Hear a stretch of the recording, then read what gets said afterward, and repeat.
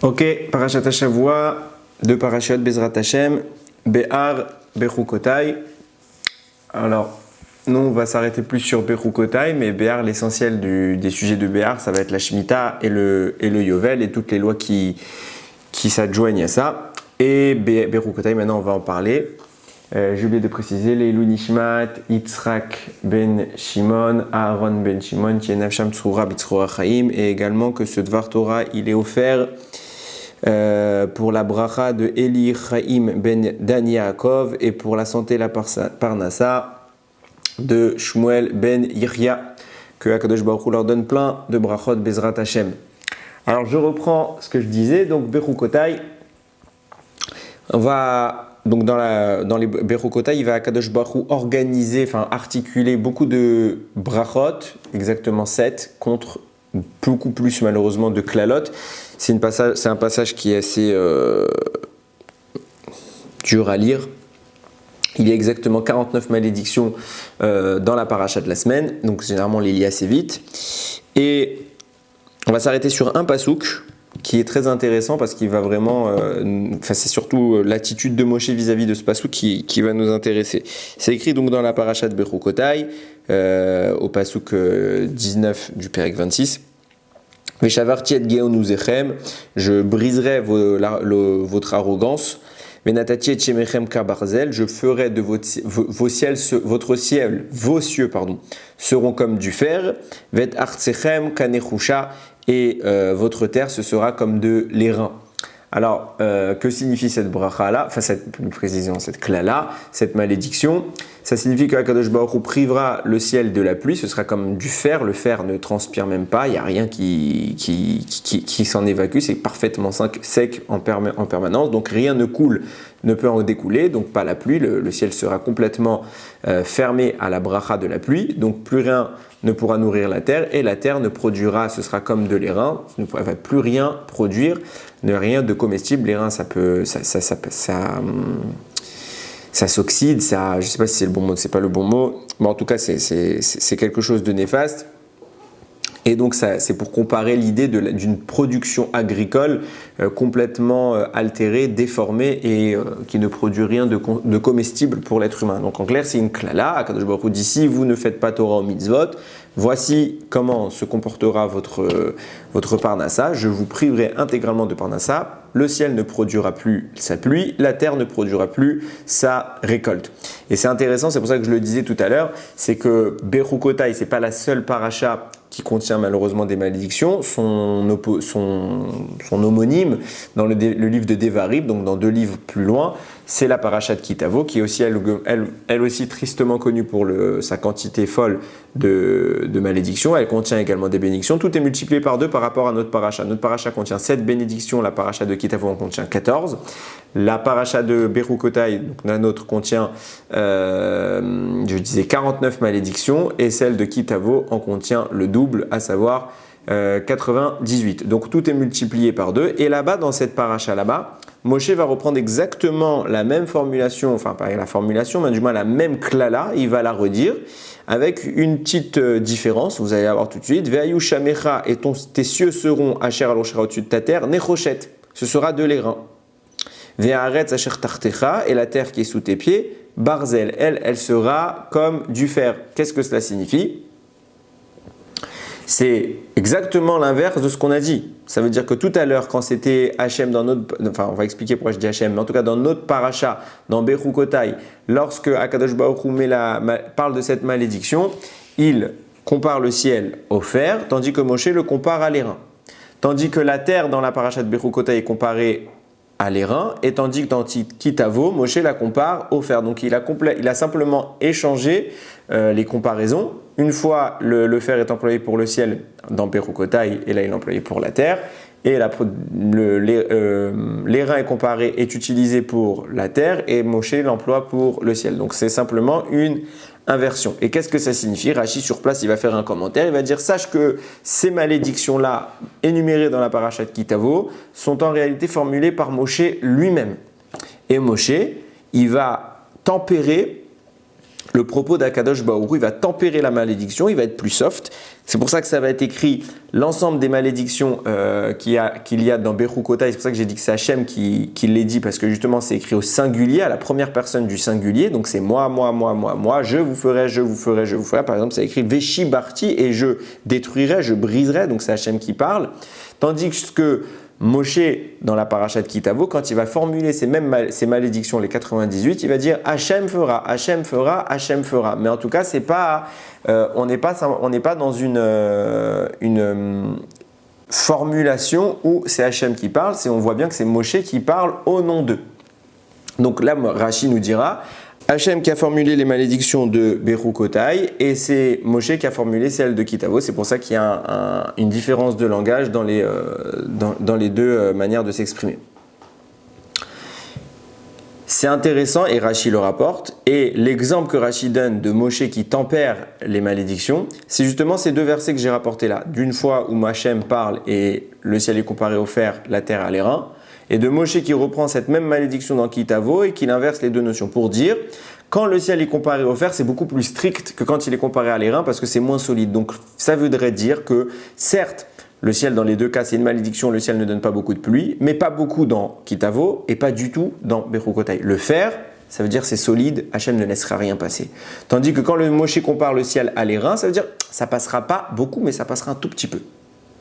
Pareillement, quand la terre est comparée par Hachem à l'airain, ça veut dire que c'est la notion, comme je le disais tout à l'heure, c'est la rouille. Donc ça veut dire que c'est la pourriture, la production agricole dans la malédiction formulée par Hachem sera comparable à quelque chose de rouillé, donc ça veut dire que ce sera complètement immangeable. Tandis que Moshe parle du fer, le fer ce sera comparé cette fois à la terre pour dire oui, il n'y aura pas une belle récolte, mais elle sera consommable. En clair, c'est la même malédiction qui est reprise par Moshe, sauf que Moshe la tempère.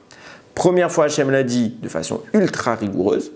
Hachem est dur. Hachem dit le ciel, pas une goutte d'eau, la terre, pas une goutte de récolte.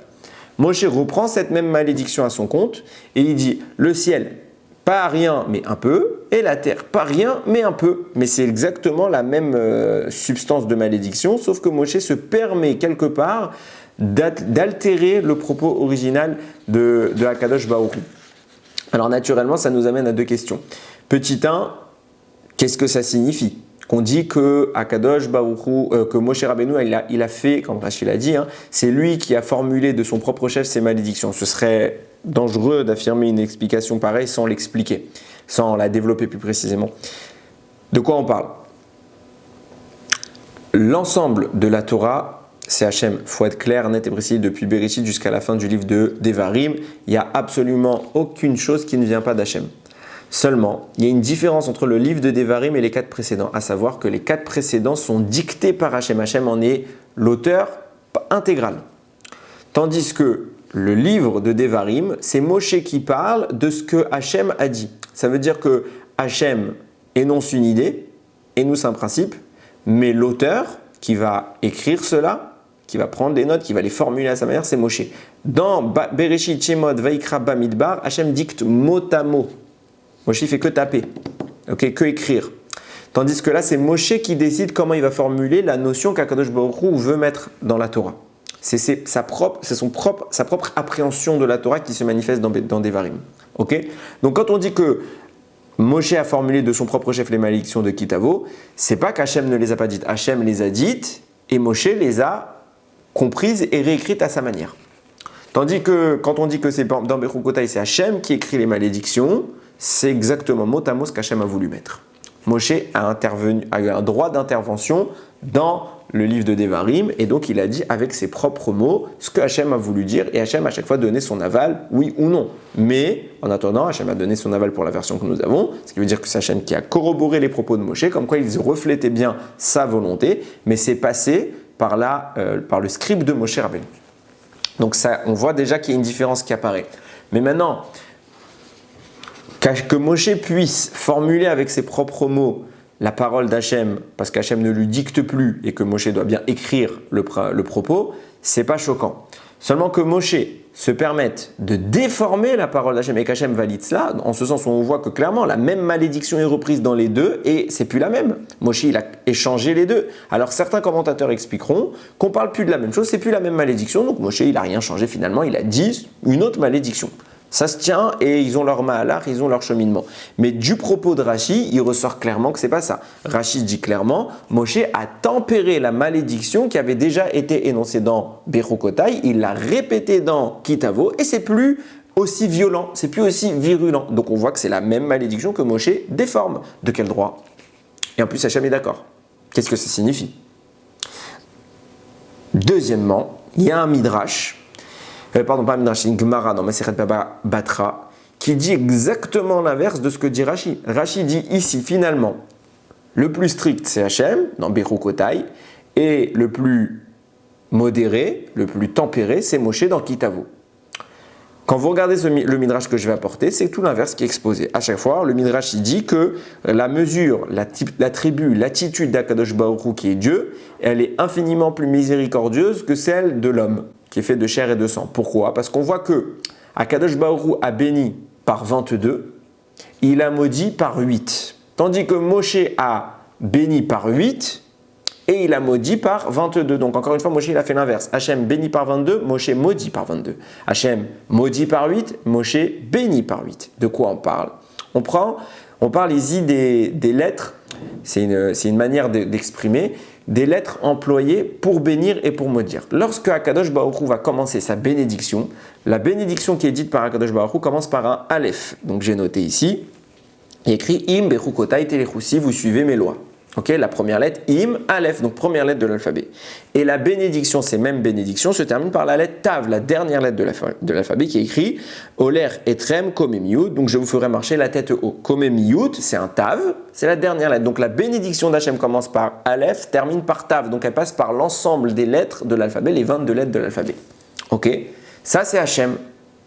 Moshe, quand il va faire la même chose et qu'il va bénir, lui, c'est écrit complètement l'inverse. Ça va commencer par, c'est pas l'inverse plus précisément, ça va être beaucoup moins. Ça va commencer par la lettre Vav, sa bénédiction, et ça va se terminer par la lettre Mem. Il est écrit comme ça, que je retrouve le texte. Ve'aya im shamoa tishma. Et ce sera si tu obéis à Hachem. Donc ça commence par la lettre Vav, Ve'aya. Et elle se termine, cette bénédiction que Moshe fait, par le mot Lerovdam, pour le servir, même sophite. Donc de Vav à Mem, il y a 8 lettres. Donc Hachem, il a utilisé de Aleph à Tav, les 22 lettres de l'alphabet, pour bénir. Moshe, il a utilisé que 8 lettres pour bénir, de Vav à Mem. Maintenant, pour maudire, Hachem, il a utilisé cette fois de Vav à Mem, parce qu'il a commencé en disant Ve'im bechukotai tim asu, et si mes décrets vous les dédaignez, donc Ve'im, donc là, il commence les malédictions. Ve'im, ça commence par Vav. Et il termine les malédictions par Nafsham. Leur âme, la dernière lettre, c'est un Mem. Donc de Vav à Mem, 8 lettres. Les malédictions commencent par Vav et terminent par Mem. Donc il n'a pas utilisé beaucoup du spectre de l'alphabet. De Vav à Mem, 8 lettres pour maudire et de Aleph à Tav pour bénir. Tandis que Moshe, quand il s'agissait de bénir, il a fait de Vav à Mem. Et maintenant, pour maudire, qu'est-ce qu'il a fait? Il a fait de Vav à He. Ça veut dire quoi? Il y a le début de la malédiction commence par Ve'aya im lo tishma, et ce sera si tu n'écoutes pas, Ve'aya Vav. Et la dernière lettre des malédictions, c'est Ve'en kone, ça se termine par un He, et il n'y aura personne pour vous acheter. Donc de Vav à He. Maintenant, dans l'alphabet, le He, il est juste avant le Vav. Ça veut dire quoi? On commence par le Vav, on fait tout l'alphabet, et on revient Aleph, Bet, Gimel, Dalet, He. Donc on a fait aussi tout le tour de l'alphabet. Moshe, il a fait tout l'ensemble du spectre de l'alphabet pour maudire, alors qu'Hachem, il a utilisé que 8 lettres pour maudire. Tandis que pour bénir, Moshe, il a fait l'inverse. Moshe, il a utilisé 8 lettres et Hachem, il a utilisé les 22 lettres. Sur cette base, la Gemara nous dit, Moshe, il est beaucoup moins cool qu'Akadosh Baruch Hu. Akadosh Baruch Hu, il utilise beaucoup de lettres, toute la puissance des lettres de l'alphabet pour bénir. Donc il a une bracha vaste. Tandis que Moshe restreint ça à 8 lettres. A l'inverse, Hachem pour maudire, il restreint à 8 lettres et Moshe étend ça aux 22 lettres. Donc on voit que quoi? Moshe a une propension à bénir plus restreinte qu'Hachem et il a une propension à maudire beaucoup plus large qu'Hachem. Donc Moshe, il est plus dur qu'Hachem. Or, Rashi vient de nous dire quoi? Moshe a tempéré le propos d'Hachem, donc Moshe est plus cool. Donc on a 2 problèmes. D'une base, premier problème. Comment se fait-il que Moshe se soit permis d'intervertir les 2 brachot, la malédiction qu'il a fait. Il a échangé le propos d'Hachem, l'a reformulé à l'envers. Donc il a changé. De quel droit? Et deuxième problème, d'un côté Rashi qui nous dit Moshe il a tempéré, et d'un côté le Midrash qui nous dit Moshe il a exagéré. Donc tout l'inverse. Qu'est-ce que ça signifie? Alors on va reprendre ici une notion que j'avais évoquée il y a de ça 1 an et demi à peu près, c'était Nitzavim de l'année 5779, et qui est particulièrement intéressante. J'en avais parlé un petit peu. J'ai pas été jusqu'au bout des choses. On va essayer cette fois d'aller plus loin. Du moins, je sais pas si on s'appelle. Il n'y a jamais de bout, mais on va essayer d'aller un peu plus loin que la dernière fois. C'est écrit, on le dit dans la El Barour tous les jours. Tous les jours de la semaine, on dit la El Barour. Il n'y a pas un jour où on ne le dit pas. On dit Hammechadesh betuvo bechol yom tamid maase bereshit. Je traduis Hammechadesh qui renouvelle betuvo par sa bonté, bechol yom tous les jours, tamid en permanence, à chaque instant, maase bereshit. Les œuvres de la création. Dieu renouvelle son monde en permanence. J'explique ce que veut dire cette phrase. Et c'est le Beth Halevi qui énonce un petit peu cette idée et on va beaucoup développer avec Rav Dessler. Le Beth Halevi dit comme ça. On a tendance à croire que, et je vais sans doute contredire beaucoup de faits scientifiques, mais la Torah explique comme ça, que le temps est continu. À savoir que les événements se succèdent et qu'il y a une sorte de continuité du temps. Ce n'est pas des moments qui se suivent et qui sont interrompus. Non, c'est une ligne continue et permanente. Vient nous dire le Beth Halevi, sache que c'est faux. À chaque instant, le monde est renouvelé. En français, le monde disparaît, réapparaît, disparaît, réapparaît, disparaît, réapparaît, disparaît, réapparaît, à une vitesse impossible à mesurer. Ce qui donne l'illusion d'un événement continu. Ça veut dire, et j'avais donné cet exemple, prenez ma main, elle est fixe, je disparais, je réapparais, elle réapparaît là. Je disparais, je réapparais, elle réapparaît là, je disparais, tac, tac, tac, tac, et ça se passe tellement vite que tac, tac, tac, tac, tac, tac, tac, tac, tac, à la fin ça fait un mouvement continu parce que on n'est pas capable de percevoir la discontinuité du temps. Mais en réalité, c'est un ensemble d'événements extrêmement proches qui donne une illusion de continuité, mais le monde disparaît et réapparaît. Hachem, c'est ce qu'on dit dans la Tfila, il renouvelle à tout moment, en permanence, à chaque instant sa création. Ça veut dire qu'elle disparaît et réapparaît. Elle disparaît et réapparaît. On est dans un cycle de destruction-construction, destruction-construction. Si on comprenait les choses bêtement, on serait amené à penser que on ne peut pas avancer. On devrait ne pas avancer. Si le monde disparaît, réapparaît, alors je disparais, je suis là, je réapparais, je suis là, je disparais, je suis là. Qu'est-ce qui fait que ça change? Et c'est là qu'intervient Rav Dessler. Rav Dessler, il explique que l'illusion du temps se fait parce qu'à chaque instant, le monde réapparaît avec une altération infinitésimale, infime, qui donne un changement et qui donne l'illusion du mouvement, l'illusion d'une avancée, d'une modification. Le monde évolue parce que Dieu crée en réalité un monde qui est à chaque instant différent du précédent. Ce qui veut dire que quand on a commencé à parler, on n'est plus les mêmes intervenants qu'il y a 2 secondes. Il y a eu, entre le moment où j'ai commencé à parler et maintenant, il y a eu des milliards de fois peut-être où le monde a été détruit. Et le monde a été reconstruit. Et en un instant, ça se fait tac, tac, tac, tac, tac, tac, tac, tac, tac, tac, tac, tac. Ça change, ça change, ça change, ça change, ça change, ça change, ça change. Évidemment, si on ne comprend pas pourquoi, ça a l'air débile. Pourquoi? Faire un monde continu, comme nous on le perçoit, c'est beaucoup plus simple. Pourquoi j'aime détruire, reconstruire, détruire, reconstruire? Qu'est-ce que signifie cette idée-là? Alors, il explique comme ça le Beth Halevi. Il dit, il y a le passage qu'on dit, qui est dans Kohelet, qui dit Mashéaya ou Sheyye, ce qui avait c'est ce qui y aura, ou Mashéasa ou Sheyase, ce qui a été fait c'est ce qui sera fait, Ve'en kol chadash tachat hashemesh. Il n'y a rien de nouveau sous le soleil. C'est une expression reprise en français. Ça veut dire quoi? Il n'y a rien de nouveau sous le soleil. Il n'y a plus de nouveauté. Depuis que Dieu a créé le monde ne change pas de sa création. Les éléments qui sont déjà là seront déjà là.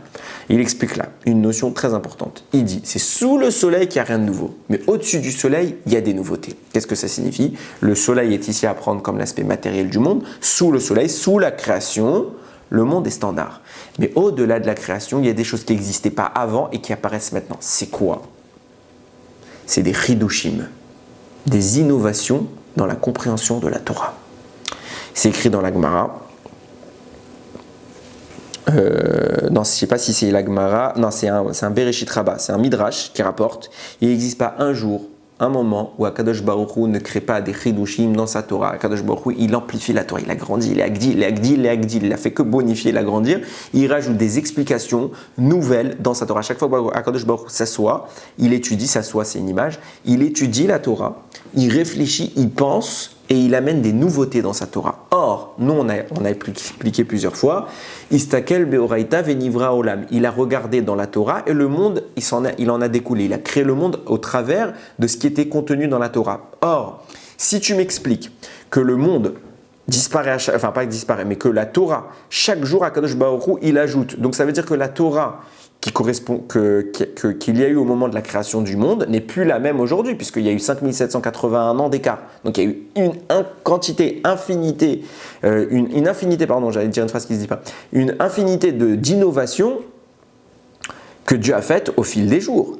Donc ça veut dire que la Torah, elle est infiniment plus grande et beaucoup plus puissante que ce qu'elle était encore avant. Or, de la Torah découle le monde, ce qui veut dire que chaque fois que la Torah change, le monde doit changer.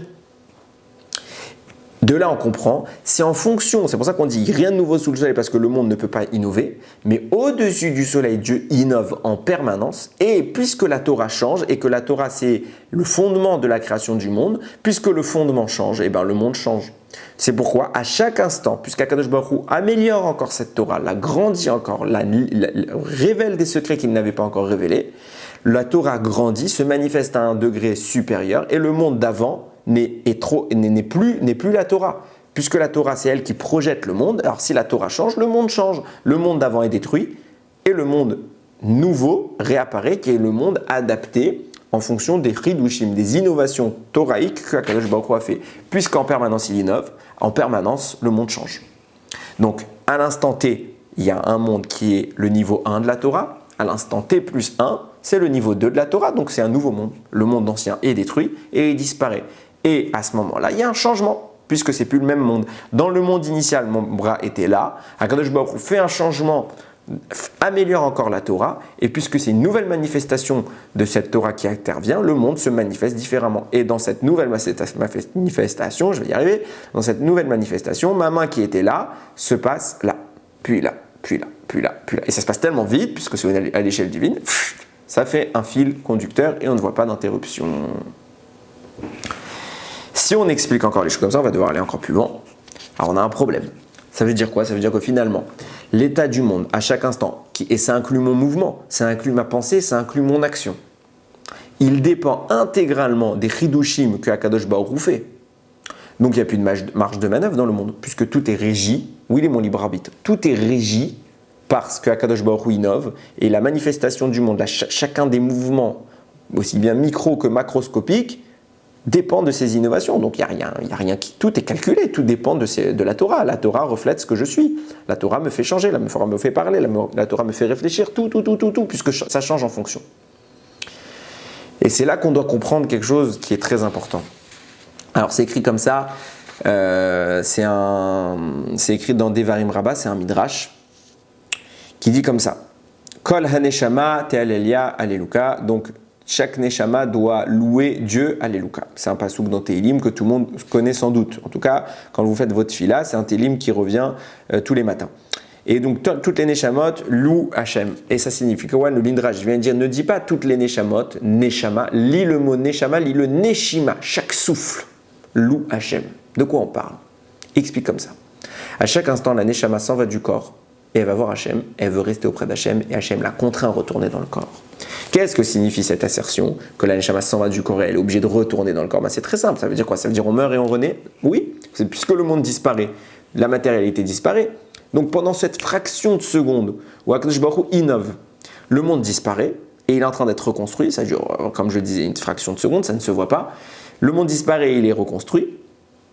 Mais il y a un élément qui subsiste à cette destruction, c'est lequel? C'est la neshama, puisque la neshama n'est pas matérielle. La neshama, elle est spirituelle, elle est d'ordre éternel. Donc elle n'est pas affectée. Simplement, d'un coup, elle est emprisonnée dans un monde, d'un coup, elle est libérée, d'un coup, elle est emprisonnée, d'un coup, elle est libérée, d'un coup, elle est emprisonnée, d'un coup, elle est libérée. Donc elle, qu'est-ce qui se passe? C'est qu'au moment où elle est libérée, elle est retournée auprès d'Akadosh Baruch Hu, puisqu'il y a d'un coup plus de matérialité. Donc à ce moment-là, elle veut rester auprès d'Akadosh Baruch Hu, et hop, Hachem recrée un monde. Donc elle retourne dans un corps. Mais à cette parcelle de temps, où la neshama était extra-corporelle, donc elle n'était plus dans le monde, elle n'était non plus dans un monde matériel, elle est retournée dans le monde spirituel. Elle a accédé à la compréhension de la nouvelle Torah. Donc elle a percuté ce nouveau changement. Et c'est elle qui va devoir le mettre en place. J'explique. Et c'est sur ça qu'on s'était à peu près arrêté l'année dernière. On avait dit la Neshama, enfin il y a 1 an et demi, la Neshama c'est son rôle de mettre en place, mais on n'a pas expliqué comment. Donc on a expliqué maintenant. Je résume bien mon propos. Tout dépend, la création, l'état du monde est en réalité un permanent, un renouveau permanent. Le monde correspond à l'avancée d'Hachem dans son étude de la Torah. Plus Hachem étudie, plus il avance dans la Torah, plus le monde avance. Okay, donc en fonction de l'étude d'Hachem, le monde se manifeste dans un état donné. Et ça change en chaque instant, ça évolue, ça évolue, ça évolue, ça crée l'illusion du temps. Maintenant, il y a un enseignement qui dit exactement l'opposé. J'explique. C'est écrit comme ça dans le Zohar, qui se base sur un versouk de Yeshayahu, Isaïe, chapitre 66. Il y a écrit Ki kacher hashamei mahadashim ve'aretz hachadasha asher ani oseh omdim lefanai neum Hashem ken ya'amod zarachem ve'shimrichem. Donc comme c'est les nouveaux cieux et la nouvelle terre que je fais se tiennent devant moi, parole d'Hachem, vous aussi votre descendance se tiendra. Ok? Le Zohar il dit, il n'y a pas écrit comme les nouveaux cieux et la nouvelle terre que j'ai fait. Il écrit que je fais. Ce n'est pas du passé, c'est du présent. Donc ça veut dire qu'à chaque instant, Hachem fait un nouveau ciel, une nouvelle terre. Et le Zohar, je vais le faire en bref parce qu'il amène plusieurs psukim, pas besoin d'analyser dans chacun des psukim, il explique comme ça. Il dit Va'asim devarai befichal. Hachem, c'est un autre pasuk dans Yeshayahu qui dit j'ai mis ma parole dans ta bouche. Et il explique chaque fois que ta bouche innovera des chidushim de la Torah, des nouveautés dans la Torah, alors tu créeras des nouveaux cieux. Un nouveau ciel apparaîtra. Une nouvelle dimension. Toi, tu parles, toi, tu es sur terre, tu prends ta Gemara, tu prends ton Chumash, tu prends ta Halakha, tu prends ce que tu veux, tu trouves une nouveauté qui est vraie, tu crées un nouveau ciel au-dessus de ta tête. Des nouveaux. Et c'est en permanence, c'est pour ça que le pasuk qui parle au présent, à chaque instant, notre étude de la Torah a pour vocation de créer une dimension supérieure qui dépasse encore l'ancienne, et il y a des nouveaux cieux qui apparaissent en permanence. Et sur ça, le Racham explique quelque chose d'extraordinaire. Lorsqu'Abraham Avinu, il n'avait pas d'enfant, Akadosh Baruch Hu lui a dit « Tu vas avoir un enfant ». Abraham n'y croyait pas. Pourquoi ? Parce qu'il regardait les astres, et il voyait que dans les astres, la capacité d'Abraham et Sarah d'enfanter n'existait pas. J'explique. À savoir que le monde est régi par les astres. Il est régi par Hachem qui donne une impulsion, une énergie première, et cette énergie d'ordre spirituel se manifeste au travers des anges, qui la transfèrent de côté matériel, donc il y a une transition spirituelle, donc les anges qui se matérialisent, et cette matérialisation de l'ange donc du spirituel vers le matériel se fait entre l'ange et les astres. Les astres répercutent après cette énergie qui s'est matérialisée et ils la renvoient sur Terre pour agencer l'évolution du cours de la vie. Abraham est capable de déceler ces énergies dans le ciel, il regarde les astres et il comprend comment ça fonctionne en fonction du mouvement des astres. Chaque énergie va influencer le cosmos. La voûte céleste, elle est influencée les mouvements des planètes, l'orientation, l'inclinaison, l'apparition, la disparition, tout vient de là. Et Abraham connaît le secret de ce mécanisme, et quand il regarde le ciel, et en fonction des astres, il voit les énergies qu'Hachem fait déferler sur lui, et il sait que la vie ne vient pas. Sarah, Abraham, combinaison des deux, il n'y a pas de vie. Du ciel, il n'y a rien qui tombe. Là, le monde tel qu'il est fait ne peut pas permettre une descendance chez Abraham. Et Hachem lui dit, sors de la voûte céleste. Et au Or HaChaim d'expliquer sur la base de ce que je viens d'énoncer au nom du Zohar Kadosh. Hachem a donné à Abraham la capacité de gérer les astres. C'est pour ça qu'on dira En Mazal l'Israël. Il n'y a pas de Mazal, il n'y a pas de chance, pas d'astre pour Israël. Parce que l'univers est géré par les astres, mais Hachem lui a dit tu montes au-dessus des astres. Pour te dire Imberokotai teleru, vet mismotai tishmeru vasitem otam. Si l'alechet baem vasitem otam. Si tu écoutes ma Torah, mes mitzvot, mes lois, Vasitem otam, tu les feras. Qu'est-ce que tu feras ? Tu feras le ciel et la terre. Pourquoi ? Parce qu'en pratiquant les mitzvot, en étudiant la Torah, tu fais des nouveaux cieux. Ça veut dire quoi ? Tu fais un nouveau ciel. Ça veut dire que tu as la capacité de réagencer la voûte céleste à ta guise. C'est pas seulement que tu es au-dessus d'elle, c'est que tu la maîtrises. Par l'étude de la Torah, tu peux regarder Abraham, si tu suis la Torah, tu suis les mitzvot, c'est pas simplement que tu en sors et que tu deviens surnaturel, c'est que tu contrôles les astres. Et si moi j'ai décidé de mettre l'astre si l'astre plus précisément, il se présente de telle manière, tu as maintenant le pouvoir de dire je change l'astre, je le mets à telle place, je le mets à telle place, je le mets à telle place pour que justement la vie qui ne pouvait apparaître chez Abraham et Sarah, subitement elle apparaisse. Puisque c'est ces astres qui répercutent l'énergie, tu n'as qu'à détourner les astres pour qu'ils envoient l'énergie chez toi et il y aura la vie. Et c'est ce qu'Akadosh Baruch Hu dit à Abraham, sors des astres, va à Sitem Otam et fais-les. Qu'est-ce que ça veut dire fais-les? C'est comme on l'a dit, le Zohar nous dit on a la capacité de faire le ciel et de nous décider de ce qui se passe dans le monde. Donc Abraham est sorti du ciel, il a reçu la Torah, les mitzvot, il a fait la Torah, les mitzvot, et il a dit à l'astre, déplace-toi là, tac, de sorte que la vie arrive chez lui.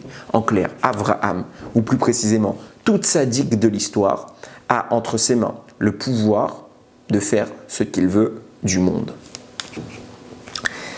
Cette affirmation-là est violente. Elle est très dangereuse de croire qu'on est les dieux, on n'est pas Dieu. Maintenant, il va falloir comprendre.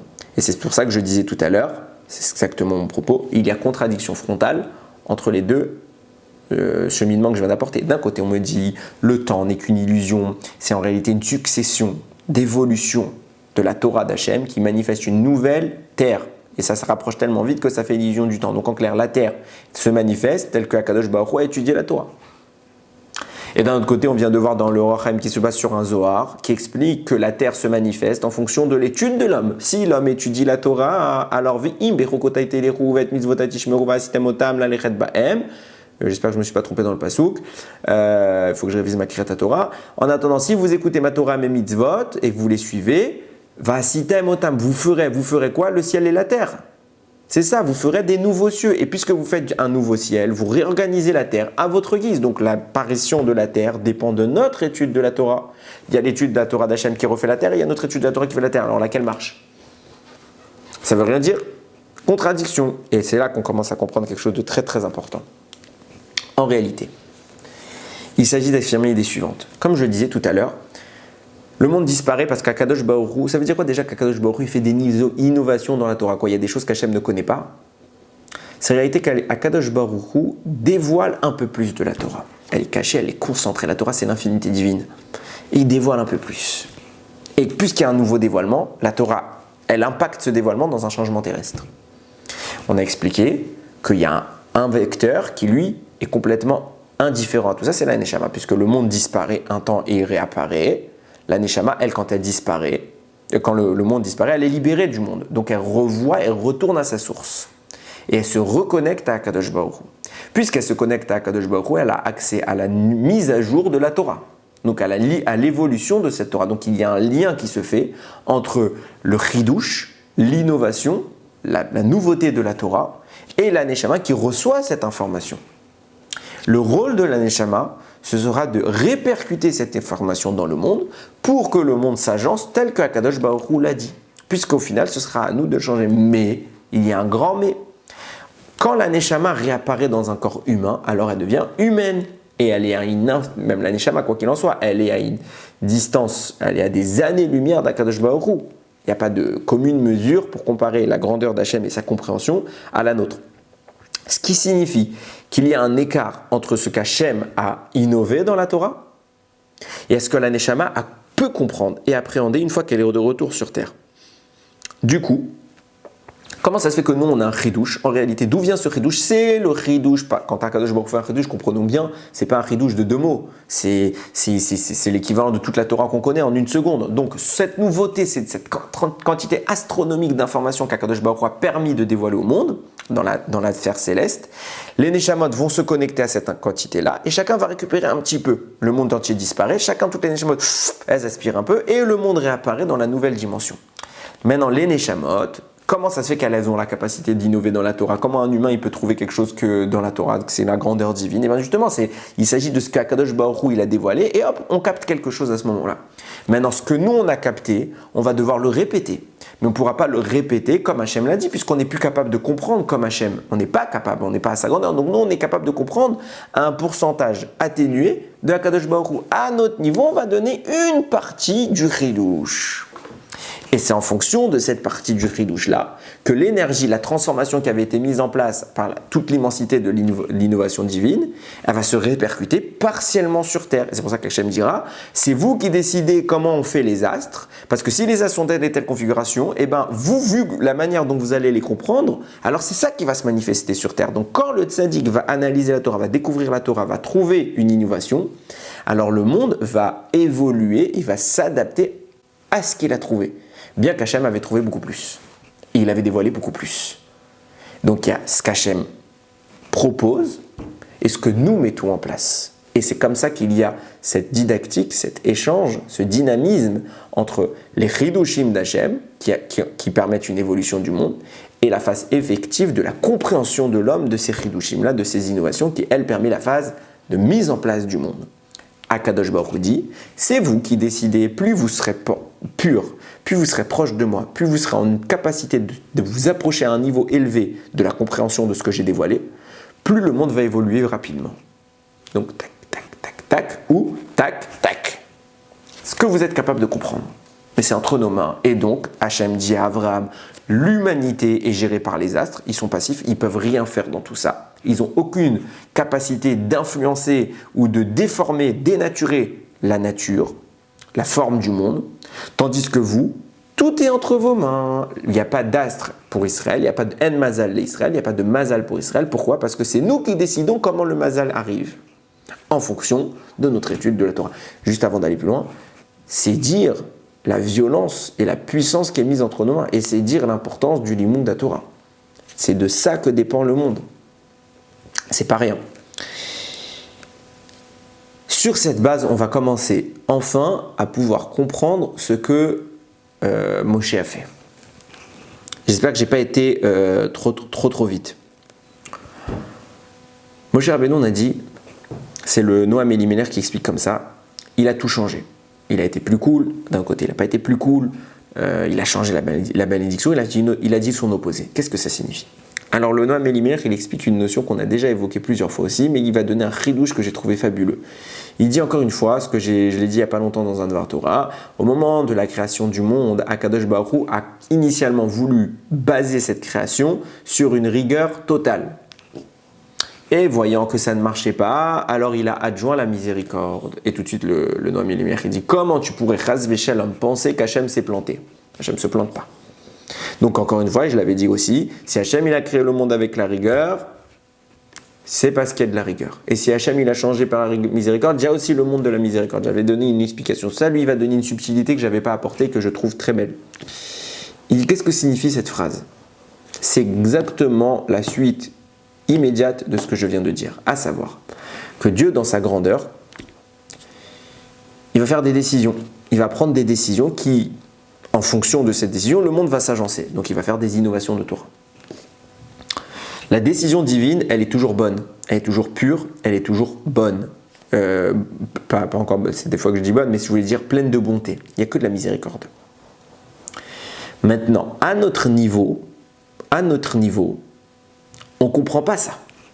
Puisque comme je le dis, en fonction de notre capacité à saisir l'information, on atténue l'information. Donc on voit les choses différemment. C'est pour ça qu'on va dire Hachem gozer ve tzadik mevatel. Hachem décrète et le tzadik, le juste, annule. Pourquoi il l'annule?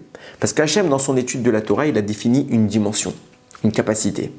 Cette dimension devrait s'appliquer. Mais comme nous, on comprend les choses différemment et que c'est en fonction de ce que nous comprenons que le monde se manifeste, alors ce que Hachem a décidé et ce que le tzadik a compris, c'est pas pareil. Or, c'est ce que le tzadik a compris qui va se manifester. Donc la décision d'Hachem est contredite quelque part par l'atténuation du tzadik.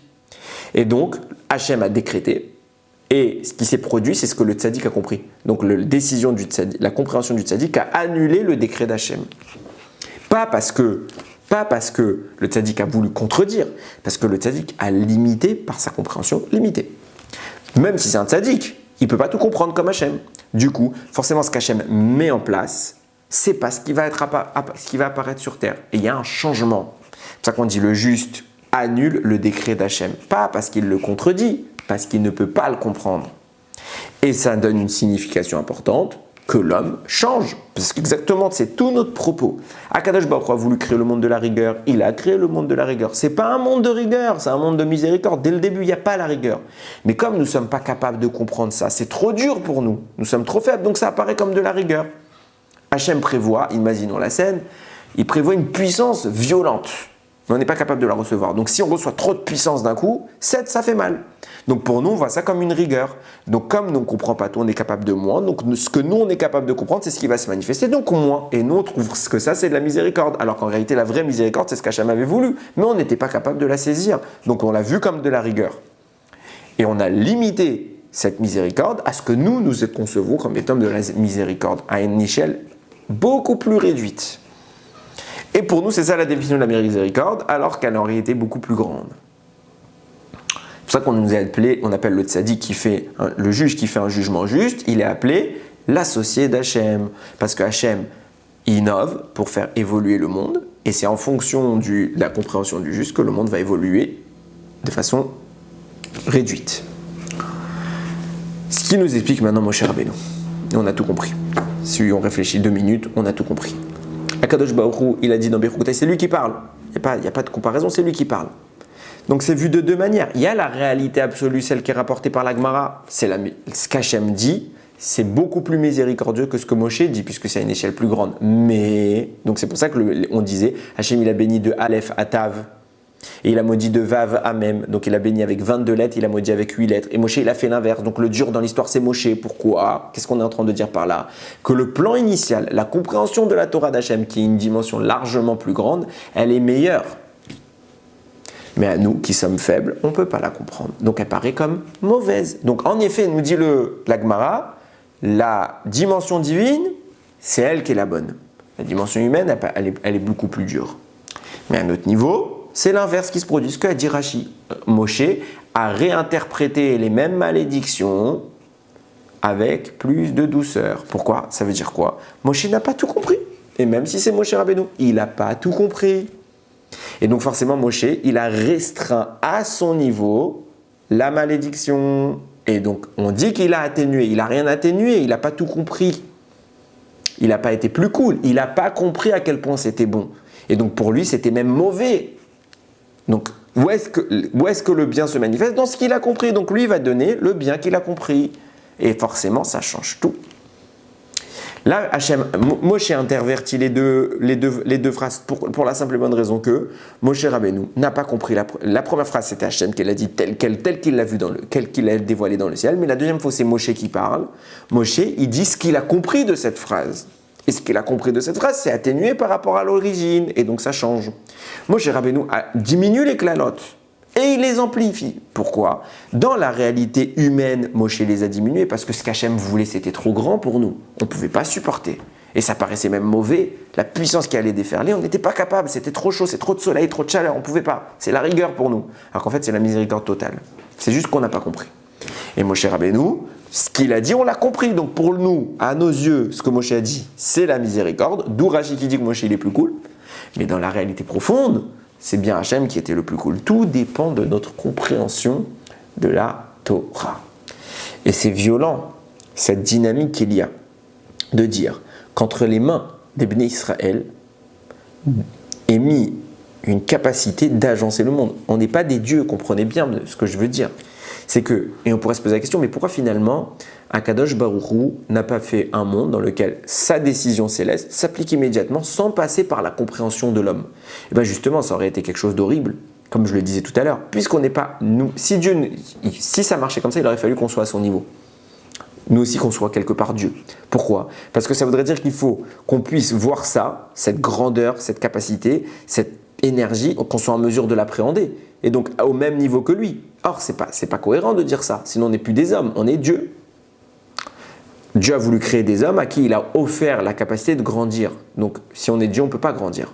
Dieu il est infini. Il n'y a pas cette notion, nous on doit progresser vers Dieu. On est les créatures, on n'est pas les créateurs. Ce qui veut dire que si Dieu veut créer un monde, et j'espère que je vais être compris dans ce que je vais dire parce que c'est pas clair, si Dieu veut créer un monde, il crée un monde qui est forcément inférieur à lui. La créature est forcément inférieure au créateur.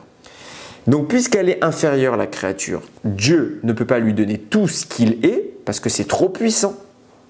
Donc Dieu crée tout ce qu'il est. Dieu innove la Torah à un niveau immense, mais on ne peut pas tout capter.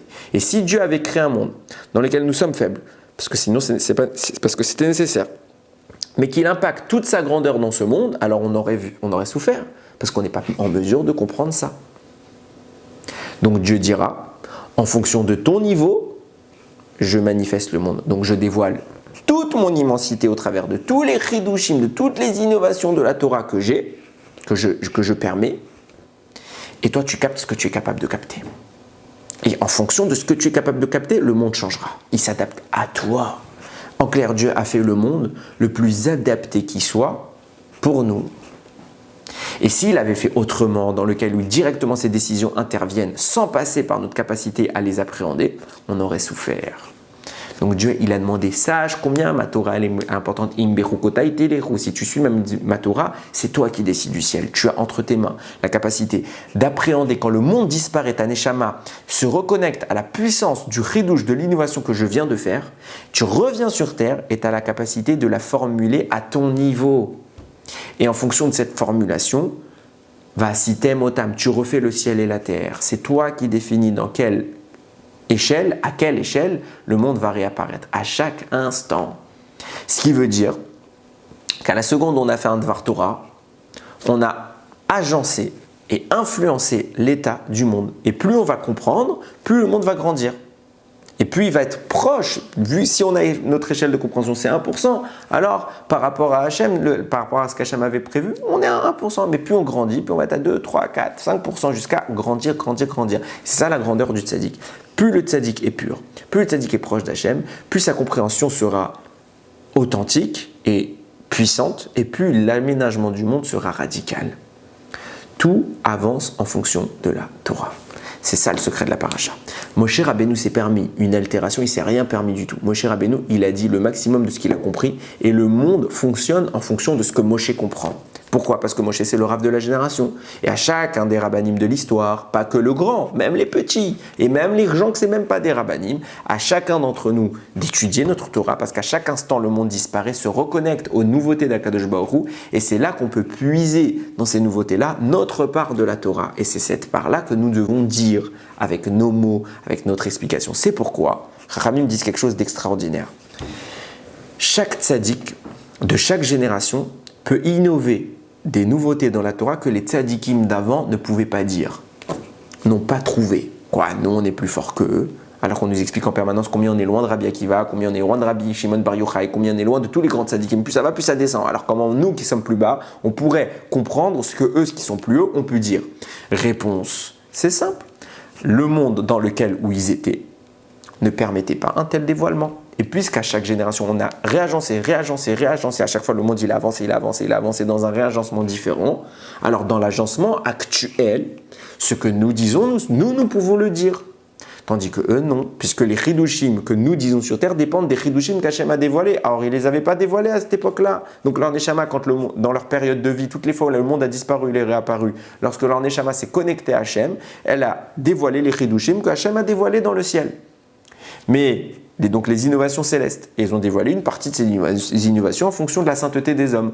Nous, on a de nouveaux chidushim encore, que Hachem, il vient de les dire. Et comme le monde disparaît, hop, ma neshama attrape une partie, c'est à moi maintenant de dire mon chidush.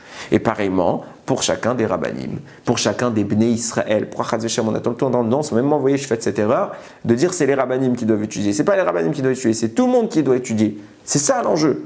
Le monde évolue de notre étude. C'est ça l'enjeu, on crée le monde, on rebâtit le monde. Et Hachem l'a dit à Abraham, tu vois, tu n'as pas d'enfants, mais c'est toi qui décides si tu as des enfants. Étudie la Torah et change l'état de la nature, recrée le monde. Il va disparaître tout de suite, quand il réapparaît, comprends et change comme ça t'arrange. On a cette capacité d'être au-dessus du mazal, pas d'être juste au-dessus en taille, de commander au mazal. Et en fonction de nos ordres, de notre Torah, de notre compréhension de la Torah, ce n'est pas de nos ordres, c'est pas on dit j'aimerais bien que le monde soit comme ça. Comme j'ai compris la Torah, plus je vais avancer dans la Torah, plus je vais influencer le monde dans une version plus changée, plus variée, plus diversifiée, et dans laquelle je vais dire à l'astre, je vais le changer son orbite. Et l'astre va répercuter une énergie qui est répercutée ailleurs, sur moi. C'est pour ça que Khamim le disent, et je l'ai déjà dit plusieurs fois, quand on a un problème, on étudie la Torah. Ah, qu'est-ce que ça va changer d'étudier la Torah? On va changer le monde. On va changer la bracha, on va tout changer, on va tout réagencer. Et ce qui était jusqu'à maintenant une douleur va devenir quelque chose de bienfaisant. On est dans cette mesure-là. Et c'est pour ça que je dis, on n'est pas Dieu, on est ses adjoints, on est ses associés. Comme il l'a dit le Noam Elimelech, on a le Hachem Gozer, le Tzadik Mevatel. Hachem décrète et nous on annule. Ça veut dire quoi? Hachem il prévoit un plan du monde, mais le monde s'agence en fonction de ce que nous en comprenons. Donc on a changé ce plan. Pas parce qu'on a le pouvoir de contredire Hachem, mais c'est parce qu'Hachem adapte sa grandeur à notre bassesse. Et en fonction de nous, ça marche. Passer son temps sans étudier, ça signifie louper l'opportunité d'amener vers nous toute cette bracha. Ça signifie mettre un frein à l'histoire, gâcher le temps, perdre son temps. C'est ça que ça signifie. Ça veut dire que tu mets pause. On fait quoi pendant ce temps? Rien. On pourrait avancer maintenant, on pourrait construire, on pourrait bâtir. Non, j'étudie pas. Je ne parle pas de quelqu'un qui ne peut pas étudier. Il y a un moment où on ne peut pas étudier. On est fatigué, on doit dormir, on doit se reposer, on doit se détendre. D'accord. Mais quand je peux étudier, je peux faire avancer le monde ou le mettre en stand-by. Stand-by. Chas v'shalom. Le monde s'arrête à cause de nous alors qu'on pourrait le faire avancer. Imbechu kota et telechu.